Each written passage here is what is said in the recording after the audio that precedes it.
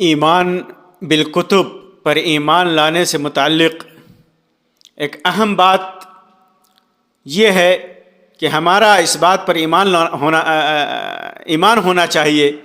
کہ قرآن مجید سے پہلے کی تمام کتابیں جو اللہ تعالیٰ نے اپنے انبیاء اور پیغمبروں پر نازل فرمائی تھی وہ ساری کتابیں متعین وقت کے لیے تھیں،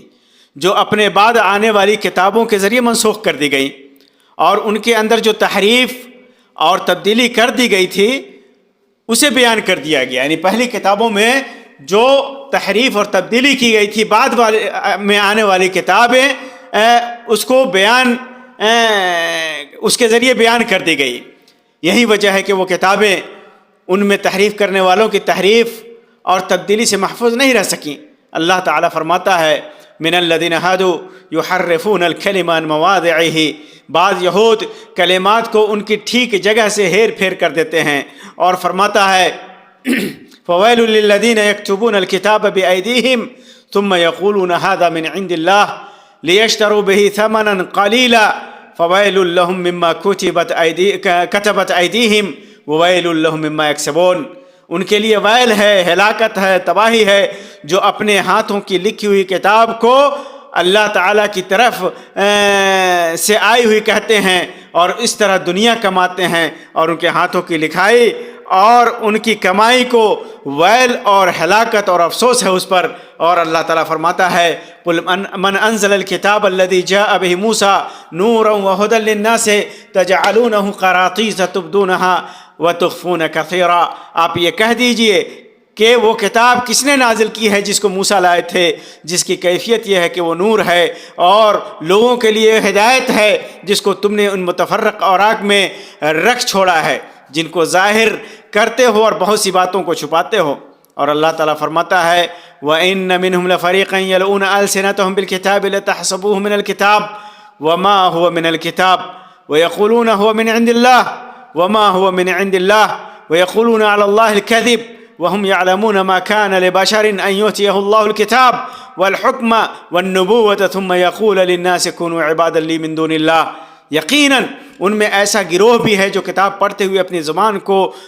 مروڑتا ہے تاکہ تم اسے کتاب ہی کی عبارت خیال کرو، حالانکہ دراصل وہ کتاب میں سے نہیں، اور یہ کہتے ہیں بھی ہیں کہ وہ اللہ کی طرف سے ہیں، حالانکہ دراصل وہ اللہ تبارک و تعالیٰ کی طرف سے نہیں۔ وہ تو دانستہ اللہ تعالیٰ پر جھوٹ بولتے ہیں۔ کسی ایسے انسان کو جسے اللہ تعالیٰ کتاب و حکمت اور نبوت دے یہ لائق نہیں کہ پھر بھی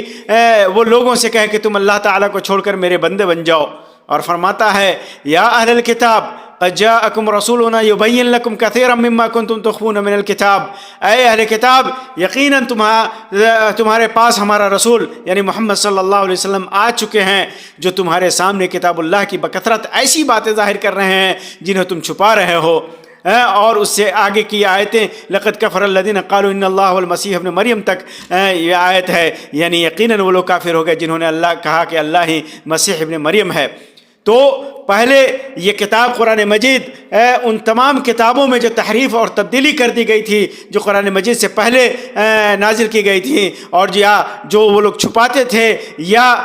کتابوں میں جو نہیں ہے وہ بنا کر پیش کرتے تھے، ان سب کو واضح کرنے کے لیے، اس سب کو دنیا کے سامنے لانے کے لیے، اور ان کے جھوٹ کو، ان کی تحریف کو، تبدیلی کو لانے کے لیے قرآن مجید اللہ تبارک و تعالیٰ نے نازل فرمایا، اور قرآن مجید کو اللہ تبارک و تعالیٰ نے ہدایت اور نور کے لیے نازل فرمایا تاکہ لوگ اس کو اپنے لیے مشعل راہ بنائیں۔ اللہ تبارک و تعالیٰ سے دعا ہے کہ اللہ تبارک و تعالیٰ ہمارے ایمان کو مضبوطی عطا فرمائے اور اپنے تمام کتابوں پر ایمان لانے کی توفیق عطا فرمائے، اور قرآن مجید کو ہمارے لیے ہدایت اور نور کا ذریعہ بنائے، اور اسے اپنے سینے میں بسانے اور سینے میں ڈالنے کی توفیق عطا فرمائے، آمین رب، اور اس پر عمل کرنے کی توفیق عطا فرمائے، آمین رب العالمین۔ وآخر دعوانا ان الحمد للہ رب العالمین۔